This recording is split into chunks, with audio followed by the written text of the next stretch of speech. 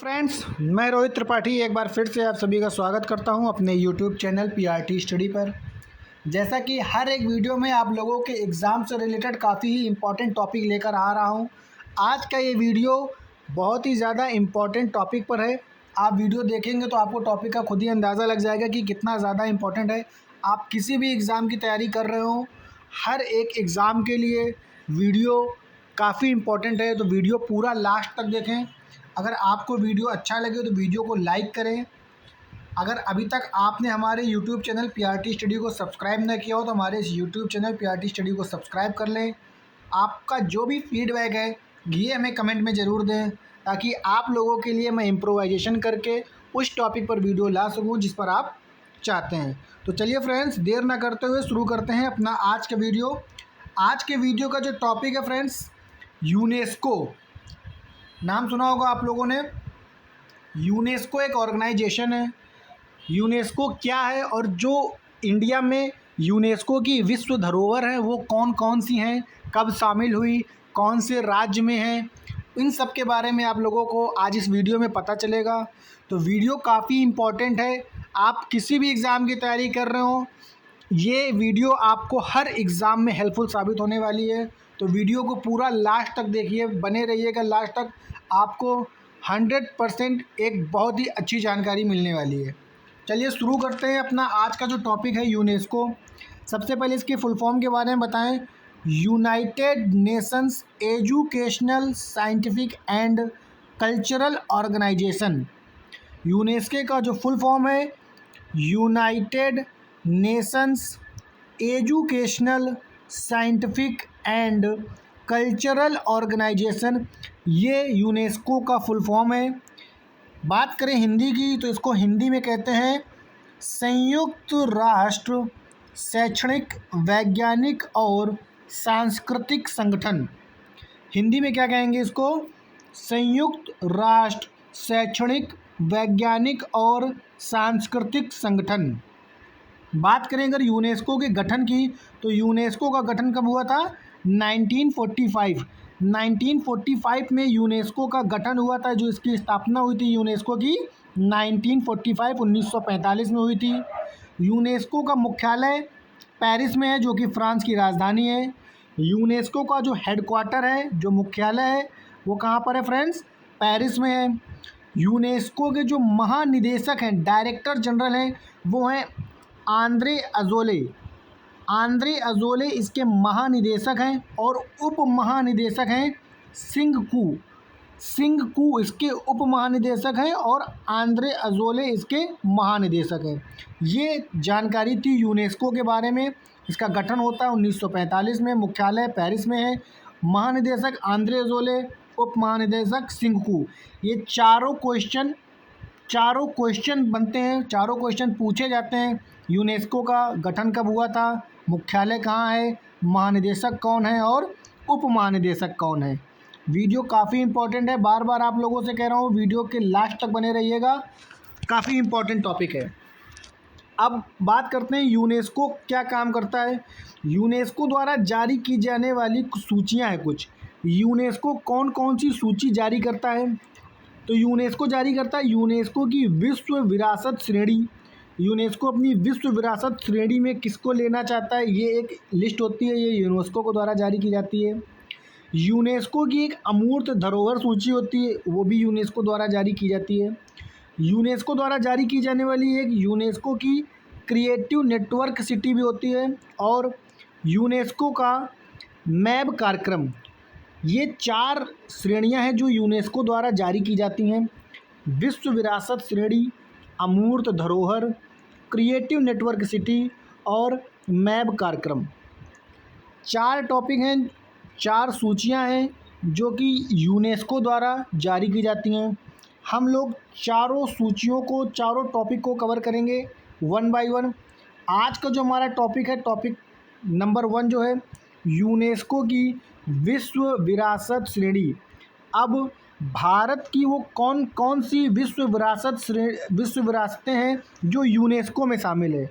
आज का हमारा टॉपिक है भारत की कौन कौन सी विश्व विरासत यूनेस्को में शामिल हैं। अब इसमें भी कौन कौन सी कैटेगरी हैं देखिए। यूनेस्को की जो विश्व विरासत श्रेणी है ये 3 कैटेगरी में विभाजित है। किसमें? सांस्कृतिक, प्राकृतिक और मिश्रित।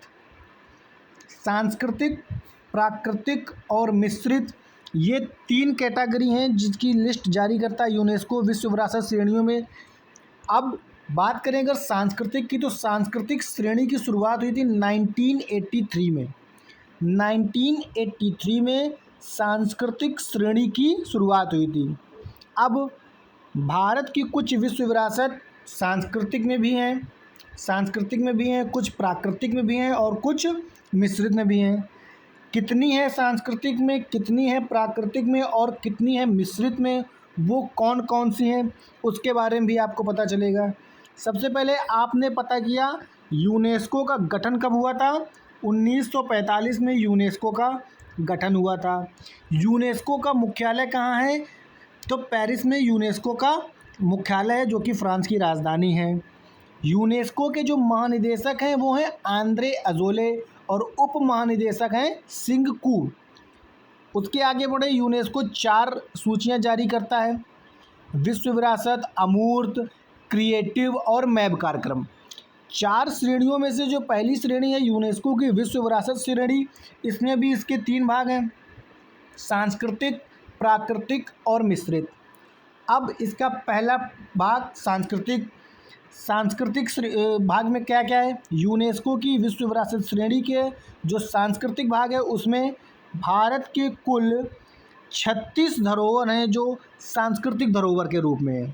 भारत की कुल 36 विरासतें जो सांस्कृतिक धरोहर के रूप में यूनेस्को में शामिल हैं। अब इनके बारे में हम लोग जानते हैं। 1983 में सम्मिलित, 1983 में कौन कौन सी विरासत सांस्कृतिक धरोहर के रूप में यूनेस्को में शामिल हुई, इनके बारे में जानते हैं। आगरा का लाल किला जो कि उत्तर प्रदेश में है, इसको किसने बनवाया था? अकबर ने बनवाया था। ये यूनेस्को की सांस्कृतिक विरासत के रूप में धरोहर में शामिल है। आगरा का ताजमहल ये भी उत्तर प्रदेश में, इसको शाहजहाँ ने बनवाया था। अजंता की गुफाएं ये औरंगाबाद महाराष्ट्र में हैं और इसमें बौद्ध धर्म से रिलेटेड अंदर चित्रण किया गया है और अजंता की गुफाओं का जो चित्रण है वो 20 रुपए के नोट पर चित्रित है। एलोरा की गुफाएं ये भी औरंगाबाद महाराष्ट्र में है और इसके अंदर जो आपको चित्र देखने को मिलेंगे वो बौद्ध, जैन और कैलाशनाथ मंदिर धर्म से रिलेटेड मिलेंगे। इसके संस्थापक थे कृष्णा प्रथम जो राजपूत वंश के थे। कृष्णा प्रथम जो राजपूत वंश के थे उनके समय में ये एलोरा की गुफाएं बनाई गई थी। 1983 में जो सम्मिलित थे वो 4 थे: आगरा का लाल किला, आगरा का ताजमहल, अजंता की गुफाएं और एलोरा की गुफाएं। आगे चलते हैं। 1983 के बाद आता है 1984। 1984 में कौन कौन से शामिल हुए? सूर्य मंदिर कोणार्क, जिसको ब्लैक पगोड़ा भी कहते हैं, और ये उड़ीसा में है। उड़ीसा का सूर्य मंदिर जो कोणार्क में है, कोणार्क जगह का नाम है उड़ीसा में, इसको ब्लैक पगोड़ा के नाम से भी जानते हैं। ये 1984 में सांस्कृतिक विरासत के रूप में यूनेस्को में शामिल हुआ। महाबलीपुरम के स्मारकों का समूह जो कि तमिलनाडु में है, ये भी यूनेस्को में सांस्कृतिक धरोहर के रूप में सम्मिलित है। 1984 में सम्मिलित हुआ था। क्वेश्चन आपसे इस प्रकार भी पूछा जा सकता है, आपको नाम दे देगा सूर्य मंदिर कोणार्क यूनेस्को में सांस्कृतिक धरोहर के रूप में कब सम्मिलित हुआ? 1984 में। क्वेश्चन कई प्रकार से घुमा के पूछा जा सकता है, इसलिए आप इसको नोट करते चलिए। बहुत ही इम्पोर्टेंट वीडियो है। बात करें 1986 की, 1986 में क्या क्या चीज़ें सम्मिलित हुई थी? गोवा के चर्च और कॉन्वेंट गोवा में है, ये भी सम्मिलित हुए थे। खजुराहो के मंदिर जो कि मध्य प्रदेश में है और इसका निर्माण चंदेल शासकों ने किया था। विशेषता क्या है खजुराहो के मंदिर की? कादरिया महादेव का मंदिर है। काजरिया महादेव का मंदिर है खजुराहो के मंदिर में, ये 1986 में यूनेस्को में शामिल हुआ था। हम्पी के स्मारकों का समूह जो कि कर्नाटक में है और इसका निर्माण विजयनगर साम्राज्य के हरिहर और बुक्का ने करवाया था। विशेषता क्या है कि हम्पी का जो स्मारक है 50 रुपए के नोट पर चित्रित है। बुलंद दरवाज़ा जो कि गुजरात विजय की याद में बना हुआ है, ये भी 1986 में यूनेस्को की सांस्कृतिक धरोहर के रूप में सम्मिलित हुआ था। फतेहपुर सीकरी उत्तर प्रदेश में है, इसका निर्माण करवाया था अकबर ने, और ये सफ़ेद पत्थर से बनी दरगाह है जिसमें शेख सलीम चिश्ती की दरगाह के रूप में भी इसको जाना जाता है। फतेहपुर सीकरी उत्तर प्रदेश में, ये भी 1986 में सम्मिलित हुआ था। आगे चलते हैं। 1987 में क्या क्या सम्मिलित हुआ था? 1987 में एलिफेंटा की गुफाएं जो कि महाराष्ट्र में है, ये शामिल हुई थी, और महान जीवित चल मंदिर ये तमिलनाडु में है, ये भी 1987 में यूनेस्को में शामिल हुआ था। किस में शामिल हुआ था फ्रेंड?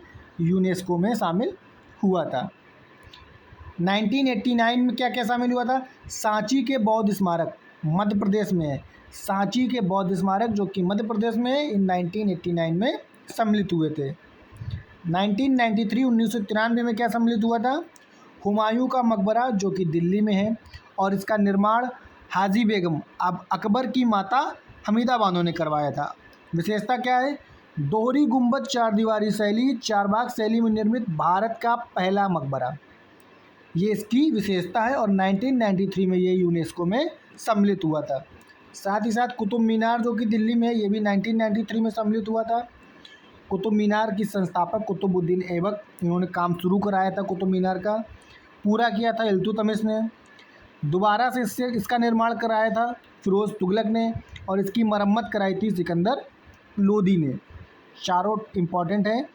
काम शुरू किसने किया, काम ख़त्म किसने किया, पुनः निर्माण किसने किया, और इसकी मरम्मत किसने कराई? 1993 में सम्मिलित चीज़ें ये थी। आगे चलते हैं। 1999 में क्या सम्मिलित हुआ? भारत के पर्वतीय रेल मार्ग जो कि पश्चिम बंगाल, तमिलनाडु और हिमाचल प्रदेश में, पश्चिम बंगाल, तमिलनाडु और हिमाचल प्रदेश के भारत के जो पर्वतीय रेल मार्ग हैं, ये यूनेस्को की सांस्कृतिक विरासत के रूप में 1999 में सम्मिलित हुए। 2002 में बोध गया में महाबोधि मंदिर परिसर जो कि बिहार में है, ये भी सम्मिलित हुआ। 2003 में भीमबेटका जो कि मध्य प्रदेश में है, पुरापाषाण काल से संबंधित, और इसकी विशेषता क्या है भीमबेटका की? शैल चित्रकार के प्राचीनतम साक्ष्य आपको मिलेंगे भीमबेटका में। ये 2003 में यूनेस्को में सम्मिलित हुआ। 2004 में क्या सम्मिलित हुआ? छत्रपति शिवाजी टर्मिनस, पूर्व में जिसको विक्टोरिया टर्मिनस के नाम से जाना जाता था, इस समय छत्रपति शिवाजी टर्मिनस के नाम से जाना जाता है, महाराष्ट्र में, ये 2004 में सम्मिलित हुआ। और चंपानेर पावागढ़ पुरातत्व पार्क जो कि गुजरात में है, चंपानेर पावागढ़ पुरातत्व पार्क जो कि गुजरात में है, ये भी 2004 में यूनेस्को में शामिल हुआ। 2007 में लाल किला परिसर जो कि पुरानी दिल्ली में है, इसका निर्माण कराया था शाहजहाँ में, और विशेषता ये है कि लाल किले का जो चित्र है वो 500 के नोट पर चित्रित है। ये यूनेस्को में शामिल 2007 में हुआ था। 2010 में क्या सम्मिलित हुआ? जंतर मंतर जयपुर का जो जंतर मंतर है राजस्थान में, वो 2010 में यूनेस्को में सम्मिलित हुआ। और 2013 में क्या हुआ? राजस्थान के पहाड़ी किले जो कि राजस्थान में है, राजस्थान के जो पहाड़ी किले हैं वो 2013 में यूनेस्को में सम्मिलित हुए एज आ सांस्कृतिक विरासत। 2014 में क्या सम्मिलित हुआ? रानी की वाव जिसको रानी की बावड़ी भी कहते हैं, ये कहाँ पर है? पाटन गुजरात में है। रानी की वाव जिसको रानी की बावड़ी भी कहते हैं, पाटन गुजरात में है। ये 2014 में यूनेस्को में सम्मिलित हुआ, और इसकी विशेषता क्या है? ये 10 रुपये के नोट पर ये चित्रित है। 2016 में नालंदा, बिहार में नालंदा महाविहार का पुरातात्विक जो स्थल है बिहार में, वो 2016 में शामिल हुआ। और साथ ही साथ चंडीगढ़ कैपिटल कॉम्प्लेक्स जो कि चंडीगढ़ में है, ये भी शामिल हुआ 2016 में। और चंडीगढ़ कैपिटल कॉम्प्लेक्स का जो डिज़ाइन है वो दिया था ली कॉर्बूसिए ने। ली कॉर्बूसिए द्वारा चंडीगढ़ कैपिटल कॉम्प्लेक्स का डिज़ाइन दिया गया था, जो कि 2016 में यूनेस्को में शामिल हुआ। अब 2017 में सम्मिलित ऐतिहासिक शहर अहमदाबाद जो कि गुजरात में है, 2017 में यूनेस्को में शामिल हुआ। 2018 में विक्टोरियन और आर्ट डेको एन्सेम्बल विक्टोरियन और आर्ट डेको एंसेंबल जो कि मुंबई महाराष्ट्र में है, ये 2018 में यूनेस्को में शामिल हुआ। और 2019 में जयपुर शहर, राजस्थान का जयपुर शहर 2019 में यूनेस्को में शामिल हुआ। और 2021 में काकतीय रुद्रेश्वर रामप्पा मंदिर जो कि तेलंगाना में है, काकतीय रुद्रेश्वर रामप्पा मंदिर 2021 में शामिल हुआ। और साथ ही साथ धोलावीरा जो कि हड़प्पा का एक शहर है, धोलावीरा जो कि हड़प्पा का एक शहर है और गुजरात राज्य में है, ये भी 2021 में यूनेस्को में शामिल हुआ। आगे चलते हैं 2023 में। अब 2023 में क्या शामिल हुआ? शांति निकेतन, पश्चिम बंगाल में स्थित शांति निकेतन 2023 में यूनेस्को में शामिल हुआ। और साथ ही साथ कर्नाटक में स्थित होयसल के पवित्र समूह जो हैं, ये भी 2023 में यूनेस्को में शामिल हुए। और 2024 में क्या शामिल हुआ? मोइदम अहोम राजवंश की टीला, जो दफनाने की इनकी व्यवस्था होती थी, ये असम की 2024 में यूनेस्को में शामिल हुई। और 2025 में भारत के मराठा सैन्य परिदृश्य जो कि महाराष्ट्र में है और तमिलनाडु में, महाराष्ट्र और तमिलनाडु से भारत के मराठा सैन्य परिदृश्य 2025 में सम्मिलित हुए। ये अभी तक सारी सांस्कृतिक धरोहर के रूप में यूनेस्को में सम्मिलित थी और कुल कितनी थी? 36, कुल 36 धरोहर थी जो कि यूनेस्को में सम्मिलित थी एज अ सांस्कृतिक धरोहर। अब आगे चलते हैं हम लोग प्राकृतिक कितनी है? 7 प्राकृतिक धरोहर हैं जो यूनेस्को में शामिल हैं। आइए अब उनके बारे में जानते हैं। उनमें से कौन कौन से हैं? 1985 में शामिल हुई काजीरंगा और मानस, काजीरंगा और मानस राष्ट्रीय उद्यान, ये 1985 में शामिल हुई यूनेस्को में। 1988 में नंदा देवी नेशनल पार्क शामिल हुआ।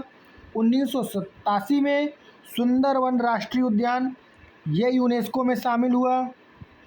और इसके बाद 2005 में फूलों की घाटी राष्ट्रीय उद्यान, 2005 में फूलों की घाटी राष्ट्रीय उद्यान यूनेस्को में शामिल हुआ एज आ प्राकृतिक धरोहर। 2012 में पश्चिमी घाट, भारत के जो पश्चिमी घाट हैं, 2012 में यूनेस्को में प्राकृतिक धरोहर के रूप में शामिल हुए। और 2014 में great Himalayan national park conservation area 2014 में यूनेस्को में प्राकृतिक धरोहर के रूप में सम्मिलित हुआ।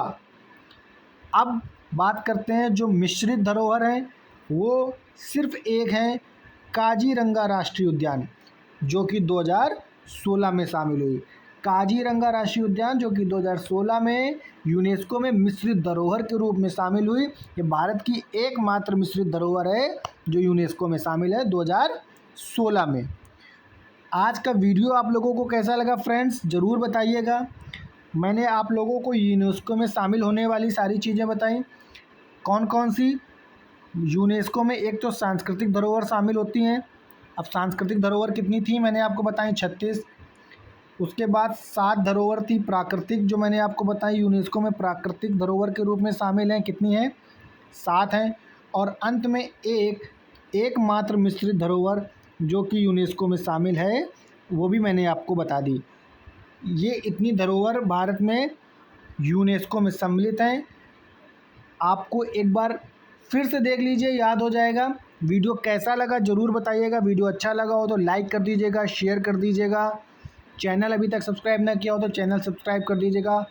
कमेंट ज़रूर दीजिएगा अपने फीडबैक जो भी हो आपके, और टॉपिक बता सकते हैं कि मैं आप लोगों के लिए और किस टॉपिक पर वीडियो ला सकता हूँ। थैंक यू फ्रेंड्स, आज का वीडियो यहीं तक।